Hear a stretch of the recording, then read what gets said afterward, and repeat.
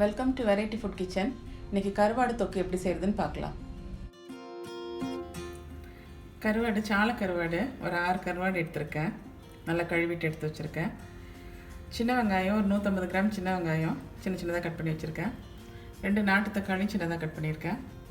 பூண்டு ஒரு 6-7 பல் சின்ன சின்னதாக கட் பண்ணி வச்சுருக்கேன். கொஞ்சம் கருவேப்பிலை, ஒரு பச்சை மிளகாய், புளி ஒரு நெல்லிக்காய் சைஸ் எடுத்து ஊற வச்சு வச்சுருக்கேன்.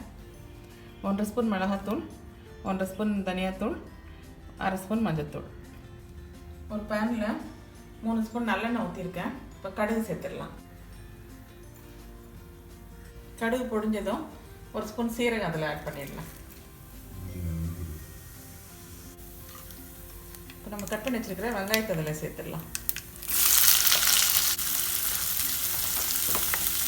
பூண்டு, பச்சை மிளகாய், கருவேப்பிலை எல்லாமே சேர்த்துடலாம்.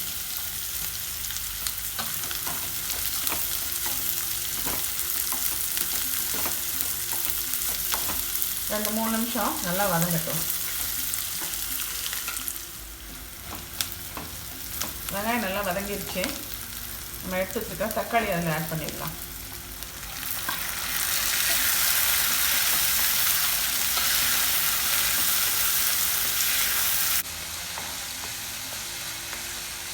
தக்காளி நல்லா வதங்கிருச்சு. நம்ம எடுத்து வச்சுக்கிற எல்லா தூளையும் ஆட் பண்ணிடலாம். மஞ்சத்தூள், மிளகாத்தூள், மல்லித்தூள்.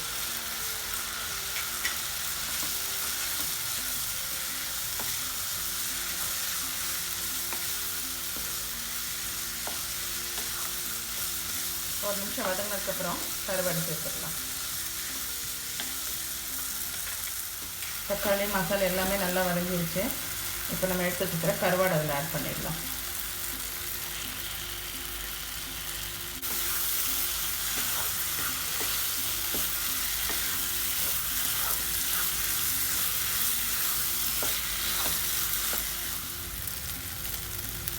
புளியும் ஆட் பண்ணிடலாம்.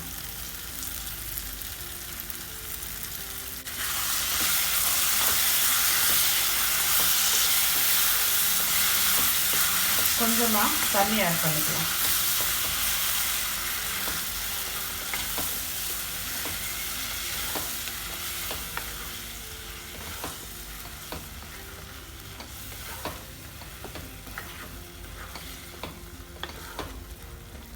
கருவாடு சீக்கிரம் வெந்துடும். 2-3 நிமிஷம் அடுப்பில் இருந்தால் போதும்.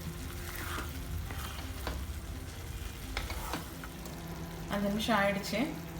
கருவாடு தொக்கு ரெடி ஆகிடுச்சு. ஒரு 1/2 ஸ்பூன் நல்லெண்ணெய் ஊற்றி இறக்கிடலாம். சுடு சாதத்துக்கு பரட்டி சாப்பிட்றதுக்கு நல்லாயிருக்கும். ட்ரை பண்ணி பாருங்கள். பிடிச்சிருந்தால் லைக் பண்ணுங்கள், ஷேர் பண்ணுங்கள், எங்கள் சேனலை சப்ஸ்கிரைப் பண்ணுங்கள்.